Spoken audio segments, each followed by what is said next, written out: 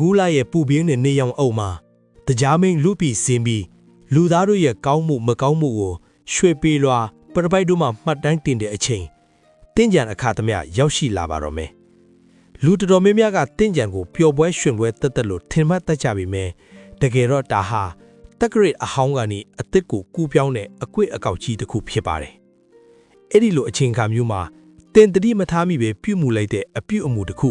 ပြောမိလိုက်တဲ့စကားတစ်ခွန်းကတင်းရှိတနစ်တာလုံးကိုအမှောင်ဖုံးထွားစေနိုင်နေဆိုတာတင်ယူကြည့်ပါသလားရှေးလူကြီးတွေကတင်းကြံမှာအမှားမလို့မိစေနဲ့လို့အတဲအတန်မှားကြခဲ့တာဟာတင်းရဲ့ကန်စတာနဲ့ဘုံကန်ကိုထိမ့်သိမ့်ဖို့နဲ့လက်လာပါတဲ့ပိတ်ဆို့မသွားဖို့အတွက်ဖြစ်ပါတယ်ဒီနေ့မှာတော့ဓမ္မနဲ့ဘဝလမ်းကျွန်း channel ကနေတင်းကြံကာလအတွင်းလုံး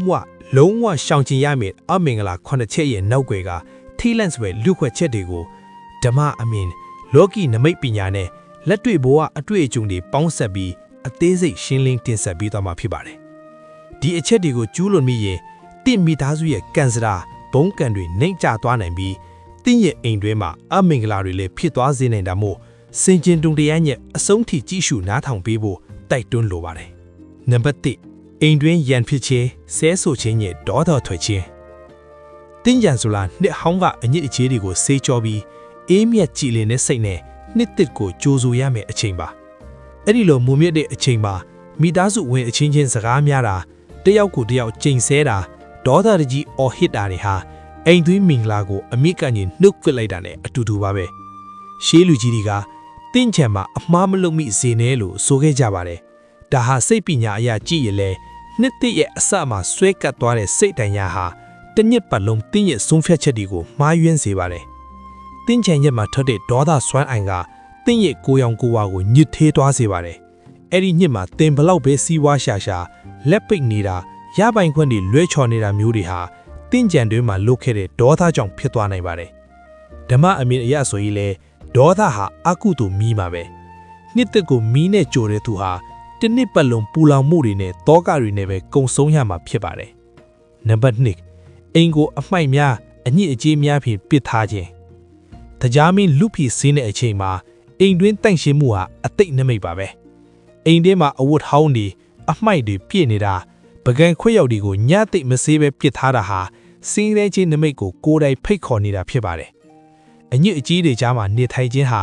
တင့်ရဲ့ဘုံကံကိုမှိတ်မင်းသွားစေပြီးလက်လာပါတွေကိုပိတ်ဆို့စေပါတယ်တင့်ကြံမှာအိမ်ညစ်ပတ်ရင်တနက်လုံးဘဝညစ်ပတ်တတ်တယ်ဆိုတဲ့ရှေးလူကြီးတွေရဲ့စကားဟာအလွန်တတိထားစေတဲ့အချက်ပါလက်တဲ့သဘောတရားမှာလည်းတန့်ရှင်းမှုမရှိတဲ့အိမ်မှာမကောင်းတဲ့ပိုးမွိုင်တွေယောဂါတွေခိုအောင်လာပြီးနှစ်သက်ကိုဖျားနာခြင်းနဲ့စတင်ရတတ်ပါတယ်နံပါတ်3မတန့်ရှင်းသောရေနောက်ကြည့်သောရေများထင်ပတ်ဖရန်ချင်းတင်းချန်ရေဟာအေးမြကြည်လင်ခြင်းနဲ့မေတ္တာရေးပြရုပ်ပါဒါကိုမသိပဲအပျော်လွန်ပြီးမကောင်းတဲ့ရေတွေနောက်ကြည့်တဲ့ရေတွေအနံ့အသက်မကောင်းတဲ့ရေတွေနဲ့ပတ်ဖရန်ချင်းဟာအနှိမ့်ကျဆုံးသောအမင်္ဂလာအပြုမှုတစ်ခုပဲဖြစ်ပါတယ်ဒါဟာသူတစ်ပါးရဲ့ဖုံးကန်တဲ့ဂုဏ်တိတ်ခါကိုညှိုးနှွမ်းအောင်လုပ်တာဖြစ်တယ်လို့မိမိကိုယ်တိုင်လည်းအညစ်အကြေးတွေနဲ့နှစ်သက်ကိုစတင်တယ်လို့ချက်သွားစေပါတယ်လောကီပညာအရာရေဟာစွမ်းအင်တဲဆောင်တဲ့အရာဖြစ်လို့နောက်ကြည့်တဲ့ရေကိုသုံးခြင်းကတင့်ဘဝကိုလည်းနောက်ကြည့်ရှုပ်ထွေးစေပါတယ်မတန့်ရှင်းတဲ့ရေကြောင့်သူတစ်ပါးမှာယောဂဗျာတွေထက်ပွားရင်အဲ့ဒီဝေဒနာကံဟာတင့်စီကိုပြန်လဲတက်ရောက်လာပြီးတင့်ဘဝမှာလည်းအကြောင်းမဲ့ဖျားနာတာစိတ်ညစ်စရာတွေဆက်တိုက်ကြုံရတာမျိုးဖြစ်စေပါတယ်နံပါတ်4တင်ချံရအတွေ့ငွေကြီးချီးငှားခြင်းနှင့်အဖိုးတန်ပစ္စည်းများအိမ်ပြင်ထုတ်ခြင်းတင်ချံဆိုတာတင်ကန်တာဆိုတဲ့စကားလုံးကဆင်းသက်လာပြီးကူးပြောင်းခြင်းလို့အဓိပ္ပာယ်ရပါတယ်အဲ့ဒီလိုတနစ်တာရဲ့ကံကြမ္မာကူးပြောင်းချိန်မှာမိမိအိမ်ထဲကစီးစိမ်ဥစ္စာတွေကိုအပြင်ထုတ်ပစ်ခြင်းဟာအလွန်လက်တွေ့ကြတဲ့လက်ပိတ်ခြင်းအကြောင်းရင်းဖြစ်ပါတယ်တင်ကြံရဲ့အတွင်သူတစ်ပါးကိုငွေကြေးချီးတာဒါမှမဟုတ်အိမ်တွင်းကအဖိုးတန်ပစ္စည်းတွေကိုသူတစ်ပါးစီချီးငှားပေးကမ်းတာမျိုးဟာနှစ်သက်မှာငါအစီကစီးစိမ်တွေပဲထွက်သွားတော့မယ်ဆိုတဲ့နမိတ်ဆိုးကိုကိုယ်တိုင်ဖော်ဆောင်တာထက်ပါတယ်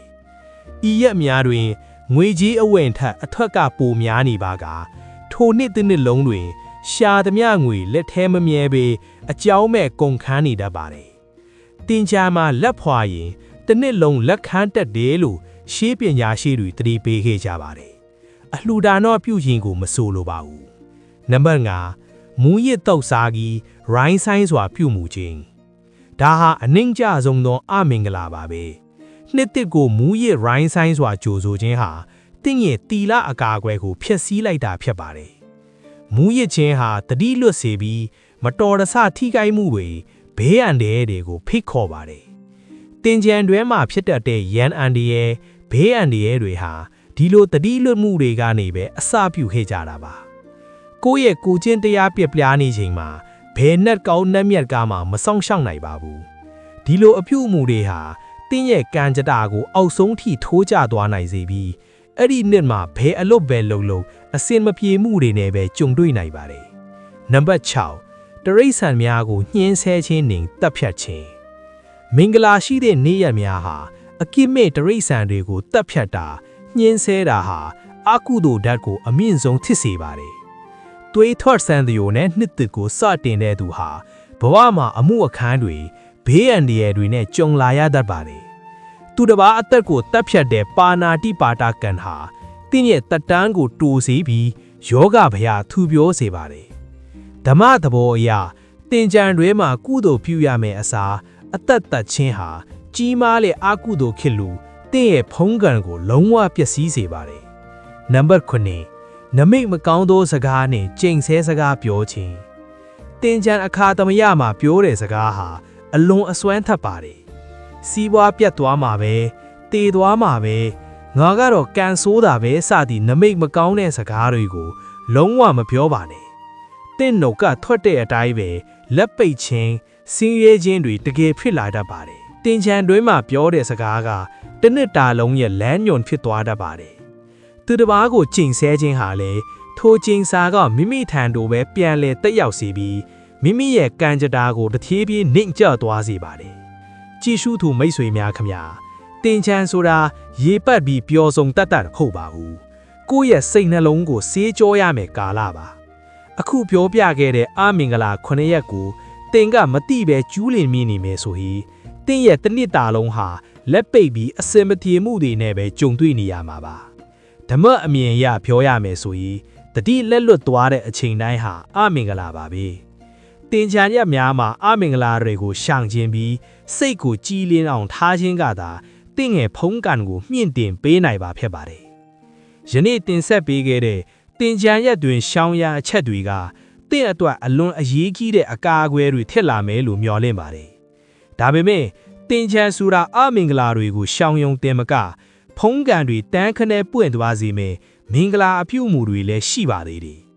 ကျွန်တော်တို့ရဲ့နောက်ဗီဒီယိုလေးမှာတော့တင်ကြံရက်အသွေးအိမ်မှာနေရင်းနဲ့ဖုံးကန်တွေပွင့်လန်းပြီးလက်လားပါးတွေဝေဖျာစေမဲ့မင်္ဂလာရှိတဲ့အပြုအမူ9ရက်ကိုအသေးစိတ်ထပ်မံတင်ဆက်ပေးသွားမှာဖြစ်ပါရဲ့အဲ့ဒီဗီဒီယိုလေးကိုလည်းလက်မလွတ်စေဖို့အတွက်အခုပဲကျွန်တော်တို့ရဲ့ဓမ္မနဲ့ဘဝလမ်းညွန် channel ကို subscribe လုပ်ထားပြီးခေါင်းလောက်လေးကိုလည်းနှိပ်ထားပေးဖို့မမေ့ပါအောင်တော့ခင်ဗျာတင်ကြံတဲ့ပတ်သက်ပြီးတင်ကိုယ်တိုင်ကြုံတွေ့ခဲ့ရတဲ့ထူးဆန်းတဲ့အတွေ့အကြုံတွေဒါမှမဟုတ်အယူဆတွေရှိရင်လည်း comment မှာဝင်ရောက်ဆွေးနွေးပေးခဲ့ပါဦးဒီဗီဒီယိုလေးကအကျိုးရှိခဲ့ရင် like and share လုပ်ပေးခြင်းဖြင့်လည်းဓမ္မဒါနပြုနိုင်ပါတယ်အားလုံးပဲအမင်္ဂလာအပေါင်းကင်းဝေးပြီးလက်လာပါတဲ့ပွင့်လန်းတဲ့နှစ်သက်ကိုပိုင်ဆိုင်နိုင်ကြပါစေ